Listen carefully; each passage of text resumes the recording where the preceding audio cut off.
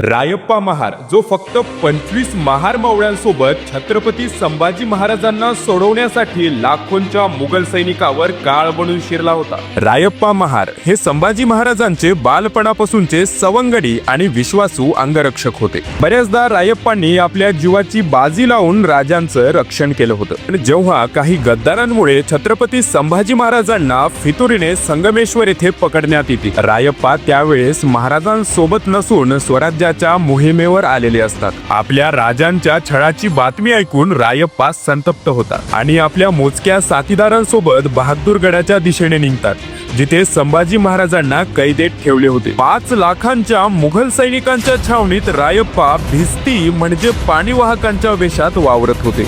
एके दुपारी छावणीत गोंधळ सुटला आणि मराठा संभा असा शब्द त्यांच्या कानावर पडला आणि त्यांनी पाहिलं की संभाजी महाराजांना काटेरी साखळदंडात अडकवून त्यांची धिंड काढली जात आहे। हे बघून रायप्पा महाराजांचं रक्त खवळलं आणि ते एकटे शत्रूच्या सैनिकावर तुटून पडले। त्यांच्या तलवारीच्या एका फटक्यात 3 मुघल सैनिक कोसळत होती, परंतु मुघल सैनिक लाखोंमध्ये होतं। रायप्पांचे शरीर रक्ताने माखले होते, घावावर घाव बसत होते, पण शेवटच्या क्षणापर्यंत शंभूराजांचा जयघोष करत त्यांनी लढा दिला। अखेर शत्रूच्या प्रचंड संख्याबळापुढे ते धारातीर्थ पडले। त्यांच्या रक्ताचा लोट शंभूराजांच्या पायावर आला आणि रायप्पांनी शंभूराजांना पाणावलेल्या डोळ्यांनी शेवटचा मुजरा केला आणि प्राण त्यागले। प्रजेवर लेकराप्रमाणे प्रेम करणाऱ्या अशा महान राजांना आणि आपल्या राजासाठी प्राणाची आहुती देणाऱ्या अशा महान मावळ्याला मानाचा मुजरा।